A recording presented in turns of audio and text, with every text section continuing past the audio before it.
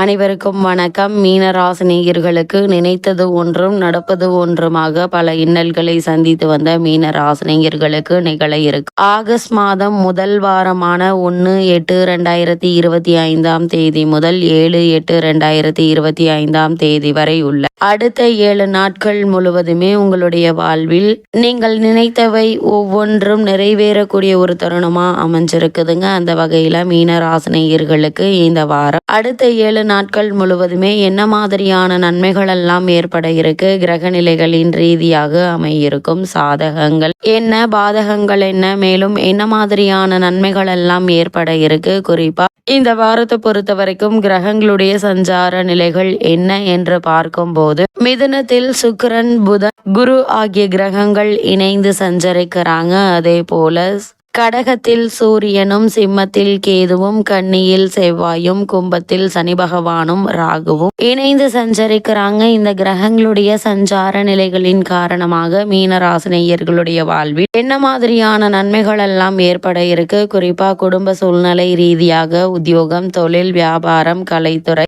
அரசியல் துறை, மாணவ மாணவிகள், விவசாய துறையினர், பெண்மணிகள் என அனைவருக்குமே என்ன மாதிரியான முன்னேற்றங்கள் எல்லாம் ஏற்பட இருக்கு என்று பார்க்கும்போது மீன ராசியை சேர்ந்த பூரட்டாதி 4ஆம் பாதம் முதல் உத்திரட்டாதி ரேவதி வரை உள்ள நட்சத்திரக்காரர்களுக்கு இந்த அடுத்த 7 நாட்கள் முழுவதுமே குடும்ப சூழ்நிலை ரீதியாக இதுவரை 3ல் இருந்த சுக்கிரன் இத்தருணங்கள்ல மிதுனத்தில் நுழைகிறார். சப்தமஸ்தானத்தில் செவ்வாய் நுழைந்து உங்களுடைய ராசியை பார்க்கிறார். இதனால் உங்களுக்கு பக்தியும் தெய்வ தரிசனமும் அதிகரிக்கக்கூடிய ஒரு தருணமாக தான் இக்காலகட்டம் அமைஞ்சிருக்குதுங்க. அது ஒன்றே இப்போது உங்களை வழிநடத்தும். ஏதோ ஒரு வழியில் பணம், காசு செலவழிந்து கொண்டே இருக்குங்க. எனவே செலவுகள்ல மிக அதிக கவனம் தேவை. வீட்டிற்கு தேவையான பொருட்களை வாங்கி மகிழக்கூடிய ஒரு தருணமாகவும் இந்த அடுத்த 7 நாட்கள் அமைஞ்சிருக்குது. தற்போது உங்களுக்கு நடைபெற்று வரும் தசாபுக்திகளின் அடிப்படையில் ஆடை ஆபரண சேர்க்கை ஏற்பட இருக்குதுங்க. பெரும்பாலான கிரக நிலைகள் மறுபடியும் சாதகமற்ற நிலையில் மாற இருப்பதால்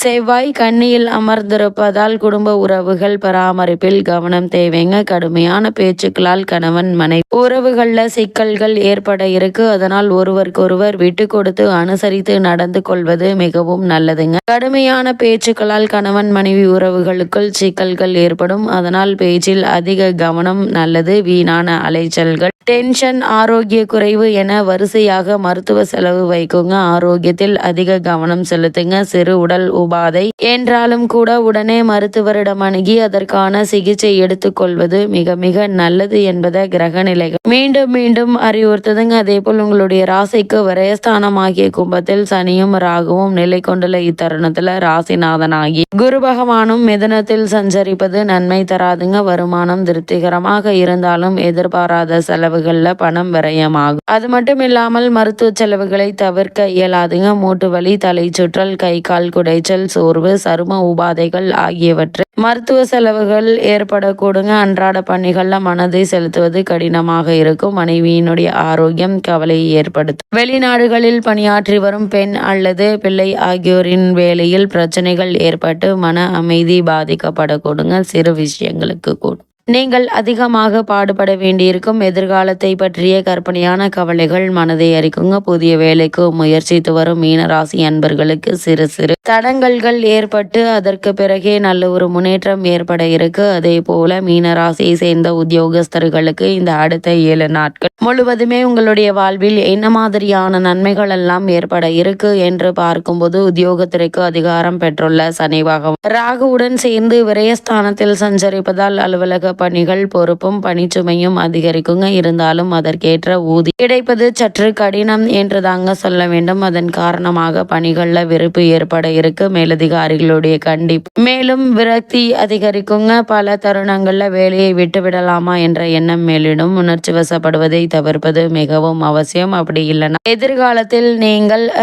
நீங்கள் தான் துன்பப்பட வேண்டி இருக்குங்க. புதிய வேலைக்கு முயற்சித்து வரும் மீனராசி அன்பர்கள் இடைத்தரகர்களிடம் பணம் கொடுத்து ஏமாந்து விடக்கூடிய வாய்ப்புகள் இருக்கு. அதனால் யாரையும் நம்பி பணம் கொடுப்பதோ வாங்குவதோ வேண்டாங்க. குறிப்பாக வெளிநாடு சென்று பணியாற்ற வேண்டும் என்ற ஆர்வத்தில் இடைத்தரகர்களுக்கு பணம் கொடுக்க வேண்டாம் என்பதை கிரக நிலைகள் மீண்டும் மீண்டும் உங்களுக்கு அறிவுறுத்துது. அதே போல தொழில் மற்றும் வியாபாரம் செய்பவர்களுக்கு உற்பத்தி அளவோடு வைத்துக் கொள்வது நல்லதுங்க. சந்தை நிலவரம் அடிக்கடி மாறுவதால் சில தருணங்கள்ல நஷ்டம் ஏற்படக்கூடுங்க. முன்கூட்டியே விசாரித்து அறிந்து அதற்கு ஏற்ப உற்பத்தி அளவோடு வைத்துக் கொள்வது நன்மை அளிக்கும். நிதி நிறுவனங்களுடைய ஆதரவு குறையுங்க. தொழில் மற்றும் வியாபாரத்தை அடுத்த கட்டத்திற்கு எடுத்துச் செல்வதற்கான முயற்சிகளை மேற்கொண்டு வரும் மீன ராசினியர்கள் எடுத்தோம் கவுத்தோம் என ஈடுபடாமல் பொறுமையாக நிதானமாக இருப்பது நல்லது. பங்கு சந்தைகளில் ஈடுபடக்கூடியவர்கள் முன் யோசனை செய்து அனுபவஸ்தர்களிடம் ஆலோசனை பெற்று அதற்கு பிறகு அதற்கான முயற்சிகளை மேற்கொள்வது மிகவும் நல்லது என்பதை கிரகங்களுடைய சஞ்சார நிலைகள் மீண்டும் மீண்டும் உங்களுக்கு தெளிவுபடுத்துது. அதே போல மீன ராசியை சேர்ந்த கலைத்துறையினருக்கு மேலும்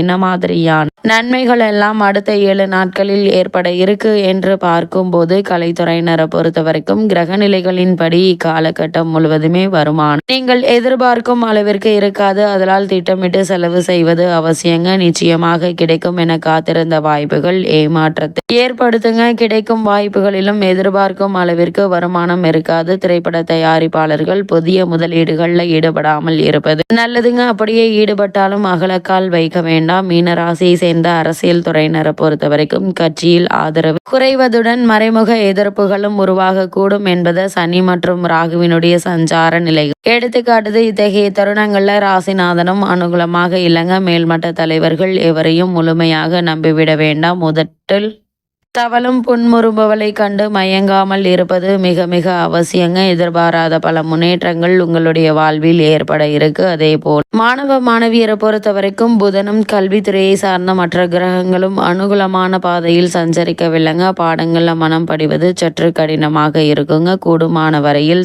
மாணவ மாணவியருடன் நெருங்கி பழகுவதையும் வெளியில் செல்வதையும் தவிர்ப்பது உங்களுடைய எதிர்கால நலனுக்கு மிகவும் அவசியமாகும். படிப்பை தவிர வேறு எதிலும் மனதை செலுத்த வேண்டாங்க.